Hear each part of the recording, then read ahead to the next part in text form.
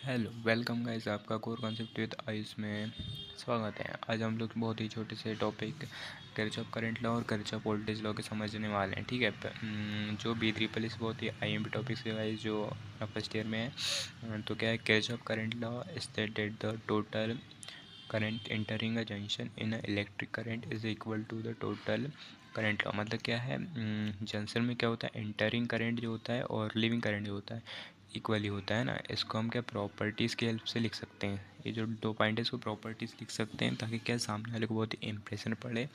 तो क्या दोनों पॉइंट क्या बोल रहे हैं, in a junction total incoming current और इक्वल टोटल आउटगोइंग करंट। मतलब इनकमिंग और आउटगोइंग करंट क्या होता है, इक्वली होते हैं ना। सेकंड क्या बोल रहा है, in a junction sum of all current zero. Junction में क्या होता है, जिस इनका हम सम करेंगे इनकमिंग और आउटगोइंग करंट का, तो जीरो आएगा सम। वो सेकंड पॉइंट बोल रहा है ना। अपन क्या डायग्राम में समझ सकते हैं। क्या हो गया इसमें, I1 और I3 क्या हो गए, इनकमिंग करंट हो गए जैसे अपन ने यहाँ लिखे हैं। फिर I2 I4 और I5 ये आउटगोइंग करंट हो गया।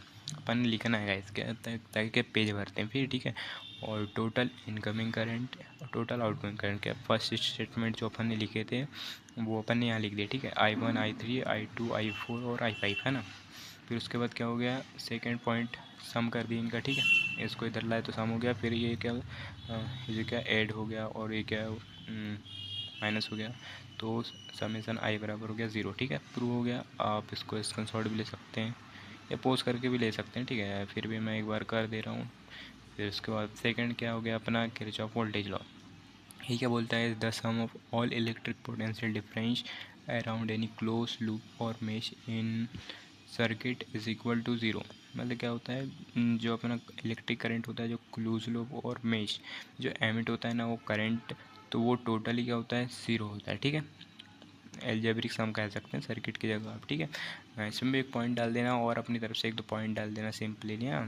तो प्रॉपर्टीज़ में sum of all voltage in circuit is equal to zero, जैसे मैंने यहाँ बताया था। ठीक है, फिर उसके बाद क्या हुआ, नेट वोल्टेज सप्लाई और नेट वोल्टेज ड्रॉप। तो इसमें क्या सप्लाई जो और ड्रॉप होते हैं, जो स्टेटमेंट की हेल्प से अपन ये लिख सकते हैं। तो नेट वोल्टेज सप्लाई क्या हो गया, समेसन EMF, और नेट वोल्टेज ड्रॉप क्या होगा, summation V equal to zero होगा। ठीक है, फिर समेसन EMF का EMF रहेगा और V बराबर I होता है करंट रेजिस्टेंस। आपको तो पता ही होगा, बहुत ही सिंपल टॉपिक है ना, बेसिक चीज़ें तो।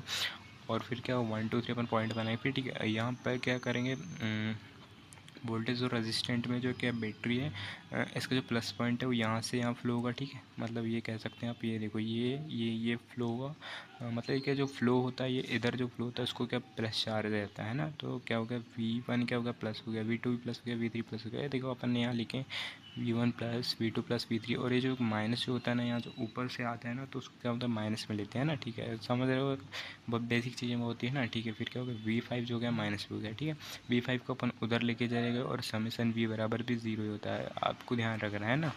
तो ये प्रूव होता है। और अगर आप चैनल में नए हैं और फर्स्ट कंटेंट है तो थोड़ा सपोर्ट कीजिए और सब्सक्राइब कीजिए। Thank you.